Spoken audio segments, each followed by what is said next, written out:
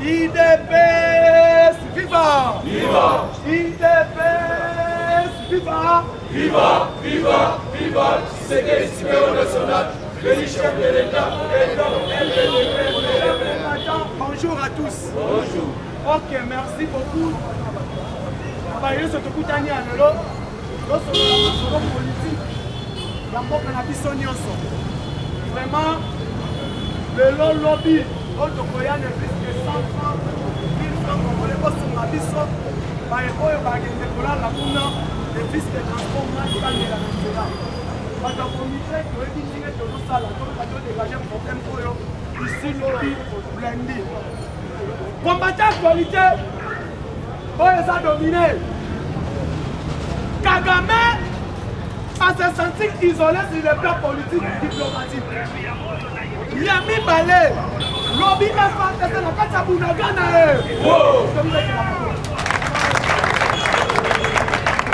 Parce que Bakani Saki que Bounagana est posé la canne à M23. Le président de la République était déterminé. De Ayebi Saki, notre armée, pour ça la réplique stratégique. La réplique stratégique, Bango Bakani Saki, donc on négocie dans Bango. Non, il n'y a eu pas de négociation. Nous n'allons pas négocier avec les M23. Réplique stratégique, armée et Zalaka. Sans qu'un ennemi au monde ne s'en tient pas, de 200 ans, donc on attaque Bango. Même quand ils prennent à Salina ici. Pour le moment, ils prennent à combien pour ça? Non, il y a eu une réplique stratégique. Réplique stratégique, et ça les marque. Pendant que c'est armée na biso et ça faible. Pour armée et ça qui est réplique stratégique pour se préparer. Et pour le moment, je vais dénoncer plein de guerres et stratégies au Mokonzambo Kazi. Raison pour laquelle lobby FRDC mois de septembre aussi la terre. Il y a eu saut. Saut il y a FRDC qui s'est retrouvé dans Katia Bounanga dans Bountou. Namoni 1-23 Akimi et Azongi Sima. Akomi Kobundela na Sima ya frontière. Akomi Kobundela na Sima ya frontière. Pourquoi? Parce que maintenant FRDC a fait le président lobby.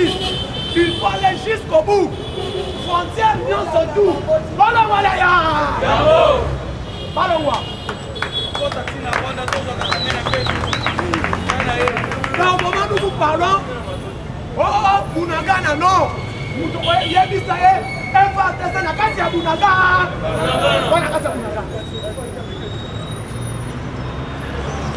Qu'est-ce qui se passe encore? Congolais combattants, dans le discours politique, il y a pas de battu. Peuple congolais, c'est quand on a manipulé par des politiciens. Les politiciens abrutis. Si les plans politiques, donc pendant qu'il dépasse, non pas de Koluka, Félix Saza Mounene, Azabo, parce que ces jeunes habits sur le Bakabien, non. Donc l'attaque qui dépasse pour la pensée dans l'idée. Moi, je soutiens l'IDPS pour idéologie et pensée. Je vois penser on a l'IDPS à voter, car man a fait fanatique. Ce n'est pas parce que ça parti, union tout. Il y a un moment où il y a qui se crée des bisabiso. Quand tout n'a pas là-bas, papa, mais pouvoir on doit sortir. Ma vie n'est pas pouvoir. Est-ce que pouvoir là, soit tu vois une liste dans la tête. Ce n'est pas moi qui va avoir le pouvoir, mais pouvoir rester à Bino. Pouvoir rester à Bino. Mon idole c'est la démocratie. Je peux enseigner la démocratie, mais tu vois c'est quoi la démocratie et c'est quoi le combat. Mais au monde aujourd'hui, il y a des Congolais, on a besoin d'un Moutou. On a besoin d'une idéologie à Moutouana. Moutouana a besoin d'un Nini. À Salakani, quel est le projet de société qu'il a pour le Congo? Donc il y a une City, dialogue inter-congolais. Dans le dialogue inter-congolais, nous sommes allés nous tous. Voilà comment Kagame manipule les Congolais. 18 ans il y a Congo. Ça va tout dire, mais ça va réunir au conseil des ministres de Kabila comme ça. Pendant 18 ans, il y a une télé, Quand tu rendis à conseil des ministres, Kabila doit tenir. C'est bon. Conseil des ministres,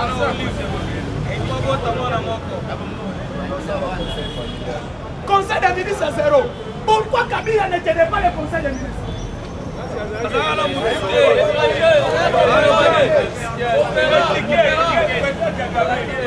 Parce que Kabila n'était pas président. Pour contenir le discours à la réunion conseil des ministres, ce n'est pas Kabila qui détenait le dernier mot. Il veut d'abord informer Kagame.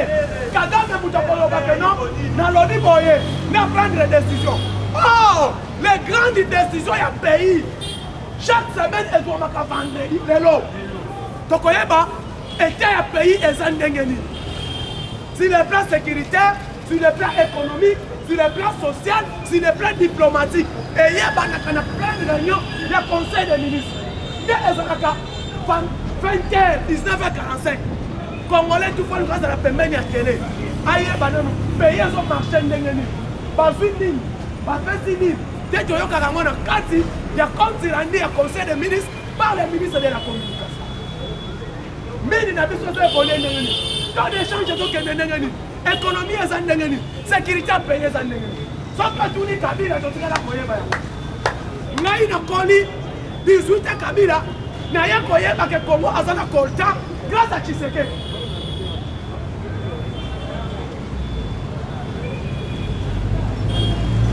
Sur le plan économique, baril à pétrole, 2100 $,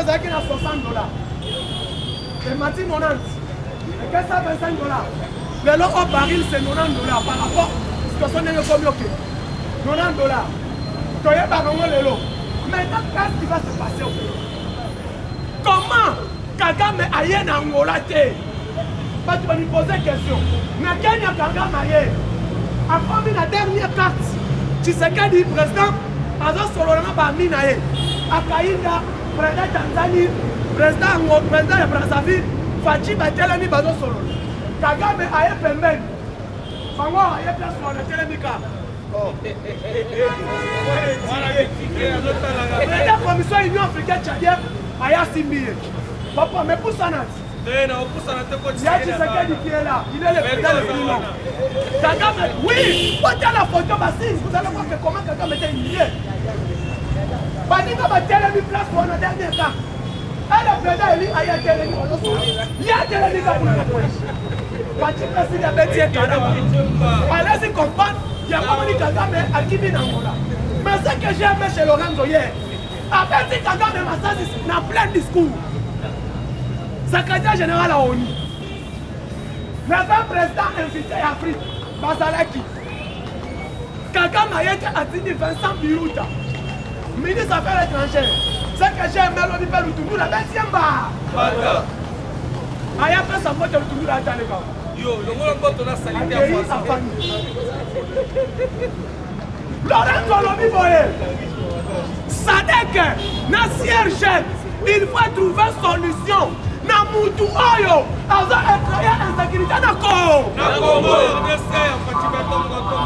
Mais à quel plus loin, les relations diplomatiques et de bon voisinage, et ça à bon fixe avec la République démocratique du Congo. Nous avons développé l'Afrique grâce à la présence, il y a RDC. Et tant qu'il fatigue, comment 3 fois dans le discours. Si. Soit au Lorenz. Maintenant, à l'Obinin. Nous avons investi dans un maintenant fort d'envider l'insécurité dans la République démocratique du Congo. Pourquoi? Parce que le Congo, nous sommes dans le centre, il y a des gens qui sont l'Union africaine. Kagame, Ayebaki, Yewana Amutulaye. Il n'y a aucun détail.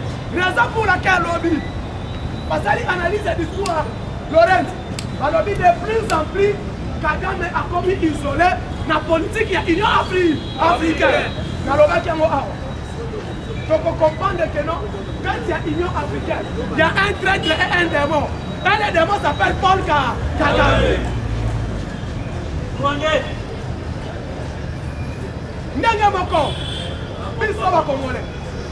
Nous sommes allés à San City.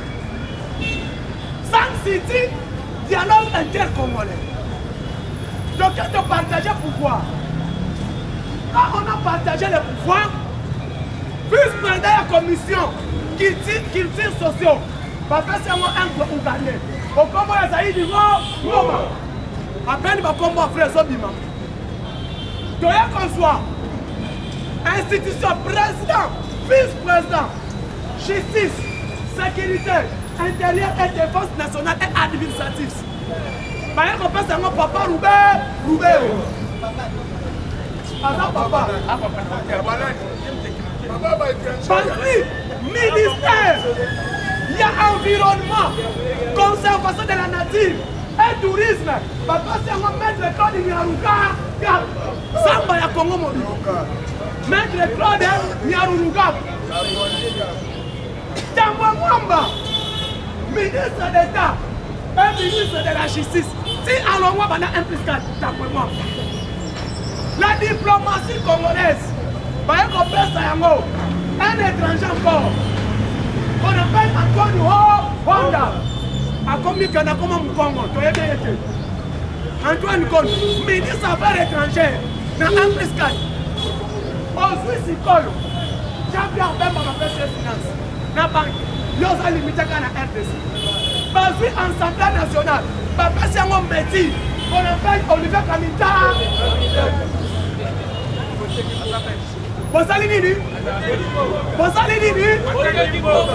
était comme un plus 4. Avant un plus 4, le pays était déjà vendu. Pourquoi? Parce que Joseph Kabila, Hippolyte Kanambe Kazembe, pile petit Yana Mugabe, et pile petit à Kagame. Bango de Bachaï n'a pouvoir. Joseph Kabila, nous ne l'avons pas connu le nom de Kabila. Moutopesa est comme Mwana Uchokufa, ancien ministre de la Défense. Et même Moïmou Keno, c'est lui qui a donné Kabila le nom de notre pays. Notre pays a été vendu. Il y a un CPLA, une intervention malienne, dans l'Afrique média. La République démocratique du Congo est dans tous les enjeux aujourd'hui. Et il y a des pays stratégiques, trois. Pour les autres, stratégiques dans le monde. RDC, Nigeria et le Mali. Selon les Américains, on a dit qu'il n'y a pas autant. Donc on croyait nous surtout. Parce que l'Afrique est avancée. Si quand il y a des Américains, comme entre le marteau et l'Afrique. Parce qu'on a moins de deux pays. Russie et les États-Unis. Moi, je ne connais pas Congo. Russie a plus loin lobby. C'est vous les Américains qui est à la base, il y a insécurité dans le Congo. Et nous, la Russie, donc on dit qu'à jamais Congo est continué dans l'insécurité. Donc on développe Congo insécurité ici. Quand on fait Amérique à lobby, si on fait ce qu'on dit qu'Ukraine, il n'y a pas de côté qu'à Congo. Quand on fait à lobby, il y a pas de côté qu'à Congo. Nous n'avons pas de côté qu'à le blanc, il n'y a pas de côté qu'à et pour le moment, tu sais qu'à dire à la question de les États-Unis, que les gens ont la Rwanda. Non, mon lobby. Monsieur John Makissa, journaliste média d'Afrique Média dans le Sénégal. Alors, le président intelligent et stratège d'Afrique, Bassengui Félix Azonga dans l'Union Afrique, comme président en 2023.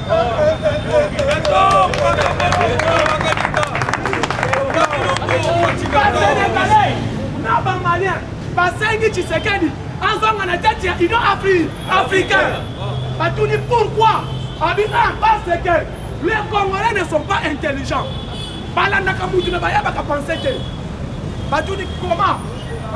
Ils ont Kabila qui ne réfléchit pas. Fayoulou ne réfléchit pas. Kamere, c'est un Rwandais. Sénégalais n'a pas malien. Quand on a YouTube Africa Media, soit actualité, nous sommes bêtes à Makuna. Kamere, Rwandais, Babengé Rwandais. Fayoulou, il ne sait pas réfléchir.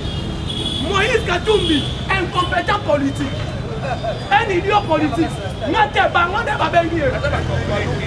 na fingi tena lobby obango ba lobby soki bo kanganga il est pas vivant on a été journal africain média ba lobby un idiot politique quelqu'un qui n'a jamais eu nationalité soit zambien soit italien soit congolais ba lobby boye tous ces politiciens là il est pas vivant il est pas vivant ba lobby tous ces politiciens congolais, par soit nationalité à Congo, mais ils ne sont pas d'accord. Les Congolais. Il y a dit ça. Mais il y a un politicien au Congo qui est congolais de naissance et congolais d'origine qui s'appelle Tshisekedi Tshilombo.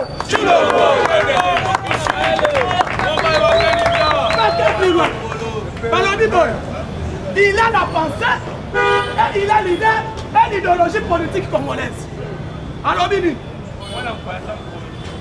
combat entre RDC et le Rwanda. Le président Tshisekedi a yébi siango ONU. Alors, Bibi, clair. Biso to yébi yango te. Mais ba Malais ba yébi yango. Ba Sénégalais ba yébi yango. Pourquoi Congolais de la Nakabal?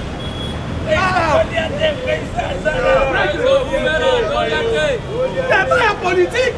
Et combien de temps Imana? On pensait sur le plan politique. Mouton a pour l'année pour nous soigner. On a idée, mais il y a sur le plan débat politique comme il faut. Alors, l'homme n'a pas de l'échelle noire. Elle a sa bonne activité. Alors, on a Congo. Mais c'est Tshisekedi.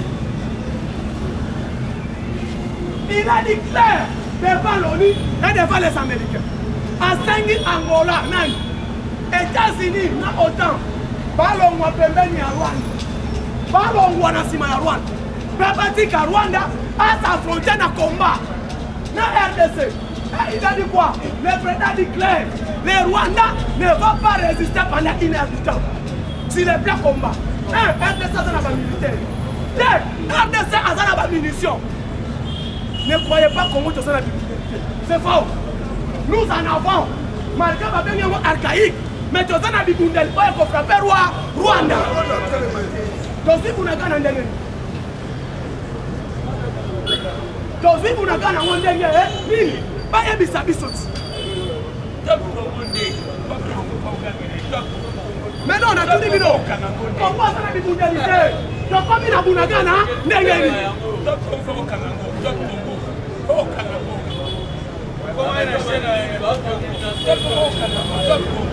Au moment où nous parlons, M23 a gagné la frontière. Pas dans la frontière. Aujourd'hui, c'est Ouganda.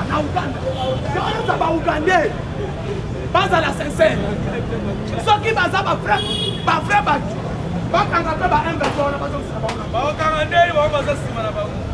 M23 a commis la frontière à Zokopek Kamituki, la Simaya Ouganda. Et où avant de se allobi awa, Tokolowa,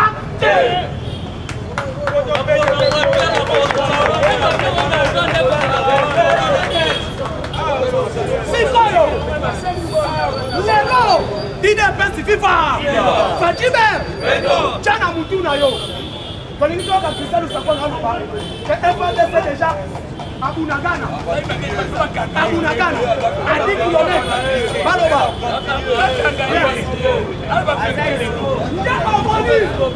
Tshisekedi, c'est le plan stratégie militaire. Alors, il faut une stratégie. Maman Tozali, Banja et Commission exilée. Quand il a dit que tu vas lobby, quand Fayoulou a été états-unis, la tournée Moutoune mon qu'on a plateau. Fayoulou a passé des états-unis. Oh non, à quelle diplomatie? Diplomatie. Mais il y a un conseil de monter, ton leader en Congo. Il est pas vivant. Il est pas vivant. On a dit que ton leader en Congo. Alors ça. On a dit que Félix a oublié Angola. Quand le secrétaire général à ONU, notre président Portugal, notre premier ministre Esman, puis nous bloquons pour nous Kabango. Mais par contre, il faut résister. Colombie, Fayoulou aucun États-Unis. Non, maintenant on a pas de cabine. Fayoulou, on a carburant.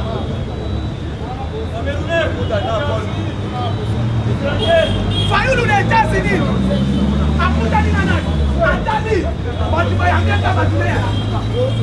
Quand la personne à l'aéroport, ni honneur de l'autre côté, ni drapeau. Fayoulou dans les États-Unis. Il est presque vivant. Il est presque vivant. Après qu'on y a envoyé les États-Unis, Nadia y a mis diplomatie de Nassali. Namonika Mwasi Naye, Nabana Nebaye qu'on y a mis l'aéroport.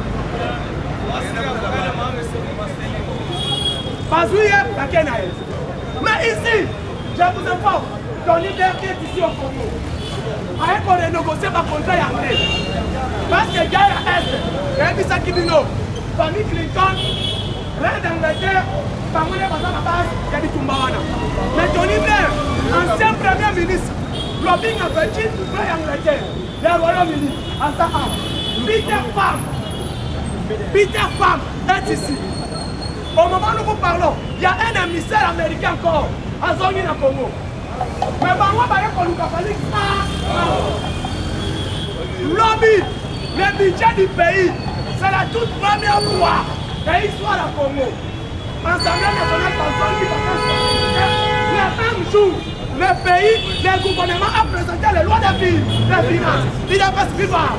Et quand il y a une commission économique de l'Assemblée nationale, ils sont chapeautés par Rémi Massam. 14 milliards 500.6. Nakatiwana, on a diminué le train de vie des institutions à 30%. On va diminuer le train de vie des institutions à 30%. C'est la loi des finances. Par rebattre le salaire, il y a Premier ministre, il y a président de la République, il y a sénateur en ville, il y a ancien ministre d'Alliance. Fatia, on va diminuer mon ADE, il n'est pas suivi par. Programme de développement 145 territoires. 2000 ouvrages en chantier sur toute la territoire nationale. Budget de moins 2 milliards. En dehors, il y a budget de la loi des finances présentées. 2000 ouvrages. Dans le programme, il y a 145 territoires. Hormis la ville de Kinshasa. Qui est un pour faire développer. Maintenant, on doit relancer 75 ouvrages dans la Kassai centrale. 75 ouvrages dans la Kassai Union surtout. 75. Comment centrale a 35 ouvrages. Le programme de développement 145 territoires. Dites-moi maintenant, comment écoler quand les projets 145 territoires? Écoler exécuter parce que ma petit budget dans ma société est coton. Quelles sont les sociétés qui sont retenues? Safricas, Anakati, OVD, Office des routes. Ma société vous va renouveler ma société. Le contrat est géré par la BCECO, Bureau d'études et de contrôle de coordination.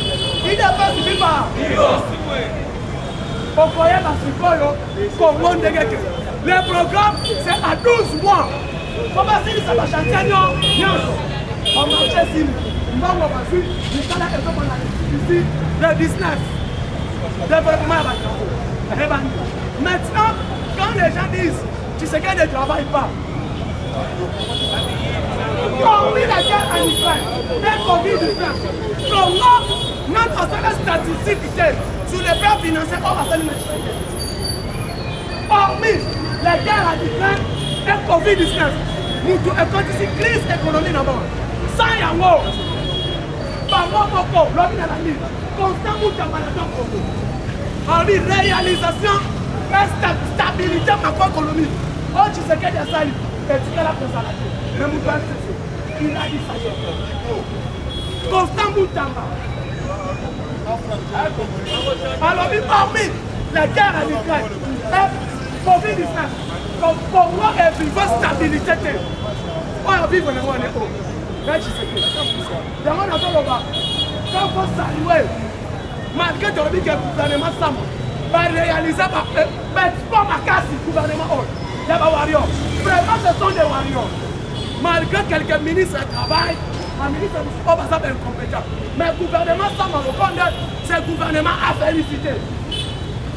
À Pouni, Bitumba, à Zolong, à Bitumba, à Est, à Longi Ebola, à Longi Adep, à Longi tout, c'est le gouvernement sans Marocaine.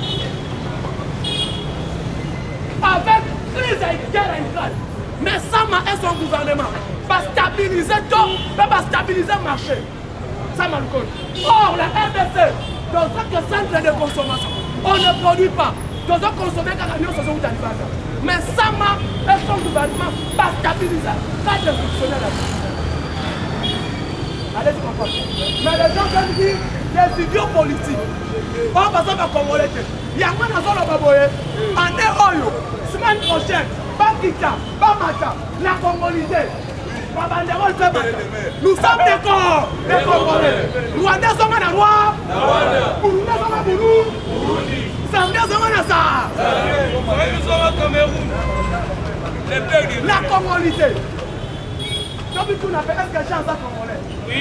Total, Yawat. On a Kasaï Central. Attention, on a Kasaï Central, Congolais, mais pas de télé. Donc, tout dit quoi? Nanyo, on a un mousson. Mais pas ça, on va comment Congolais dans le Congo. Hein? Pas ça, papa Joseph, comment on a donné dans Centrafrique? Papa Joseph, pas dans Centrafrique. Encore on fait la Congo, il n'est pas vivant.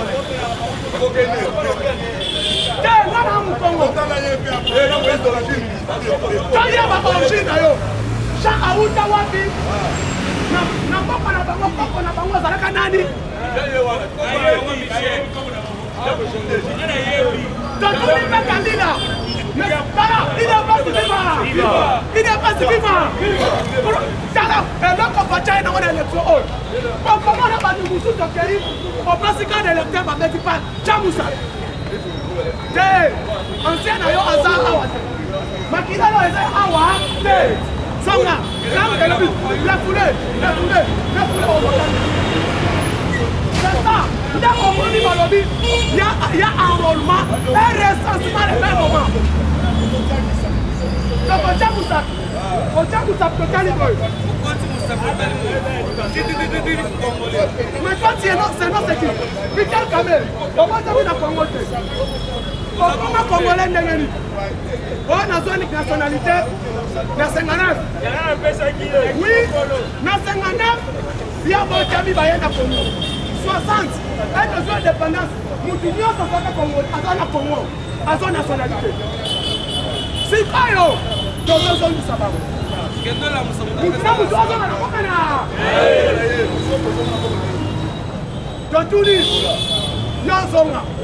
Maman n'a songa, papa est songa, ami d'appel songa. N'est homoni, bisogno tout. Donc on a la Congolité. Parlement a dans ça le polo. Et comme il parlement de vous d'accord, la Congolité. Il n'est pas vivant. Parlement de vous état de droit d'accord, la Congolité. Vous soutenez de repas de Abala Django. Je suis Congolais. Je soutiens Congolais.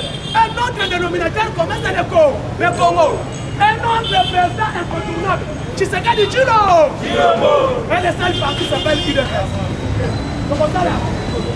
Parce que depuis tout on a fait, parce que Koya, il y a qui sont là-bas. Vraiment merci beaucoup. Merci beaucoup. UDPS vivant. Je dois dire que le président me semble qu'il aurait bien. Mais à mon tour, il y a le président, c'est là qui est Angola Lobby. AR.